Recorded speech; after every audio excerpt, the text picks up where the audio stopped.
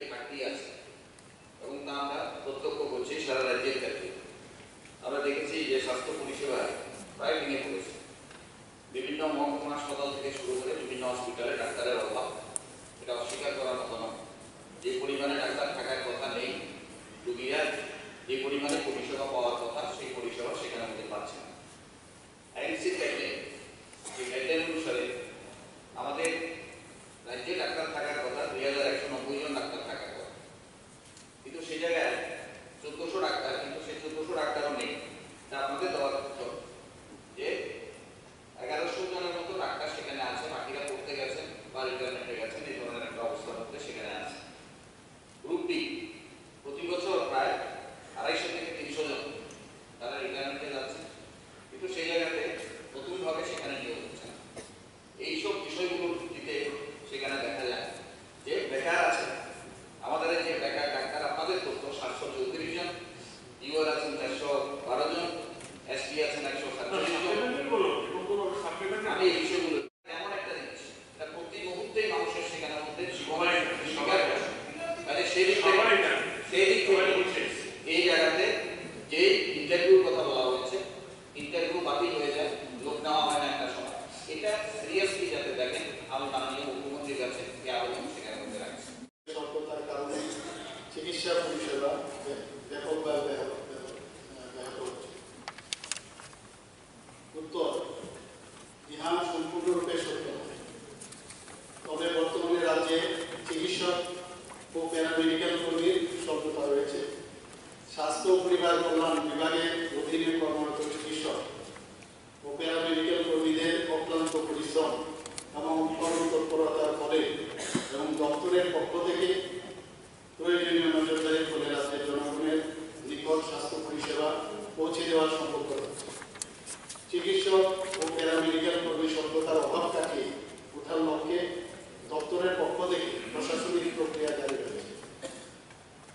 প্রশ্ন 2: যদি সত্য হয়ে থাকে তবে এই ঘাটতি পূরণে দপ্তরের কি পরিকল্পনা আছে?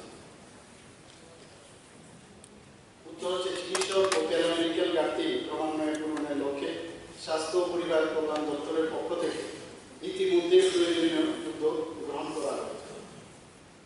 GDM অর্থাৎ general duty medical officer in grade 4 of Tripura health services 226টি পদে নিয়োগের জন্য অর্থ দপ্তরের অনুমোদন পেয়েছে এবং SM অর্থাৎ স্পেশালিস্ট মেডিকেল অফিসার 172টি পদে এবং SSM অর্থাৎ সুপার স্পেশালিস্ট মেডিকেল অফিসার 16টি পদে নিয়োগের লক্ষ্যে ইতিমধ্যেই প্রয়োজনীয় ফাইল অর্থ দপ্তরের নিকট অনুমোদনের জন্য পাঠানো হয়েছে। এছাড়া কিছু শূন্য পদে নিয়োগ করার জন্য দপ্তরের পক্ষ থেকে বিজ্ঞাপন জারি করা হয়েছে, যেমন ফার্মাসিস্ট অ্যালোপ্যাথিকের 200 জন, ফার্মাসিস্ট হোমিওপ্যাথিকের 22 জন এবং ফার্মাসিস্ট আয়ুর্বেদিকের 25 জন, ল্যাবরেটরি টেকনিশিয়ান 143 জন।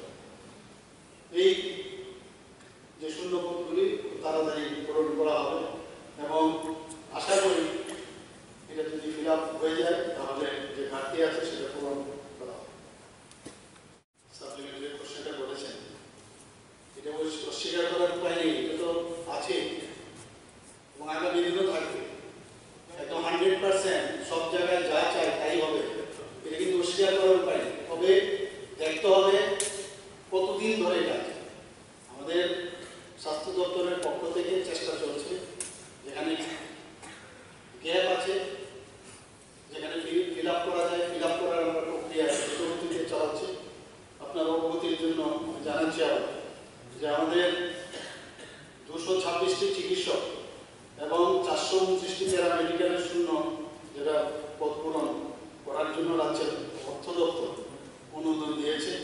তাছাড়া যাতে আরও উন্নত চিকিৎসা ব্যবস্থা করা যায়, 175 জন নার্স এর মধ্যে আমরা নিয়োগ করব এবং আমি আপনাকে আশ্বস্ত করতে চাই, যেহেতু আমিও স্বাস্থ্য দপ্তরে ছিলাম এবং বিভাগজন আমি বিভাগে আছি, নিশ্চয়ই আমরাও চাইব না কোনো জায়গায় স্বাস্থ্য দপ্তর নিয়ে কম্প্রোমাইজ করা যায়।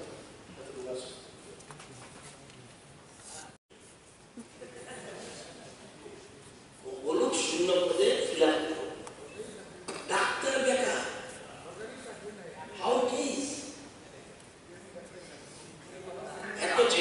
প্লিজ শূন্যপদ পূর্ণ করা বলছেন বলুন। ডাক্তাররা বেকারটা কি দিবেন?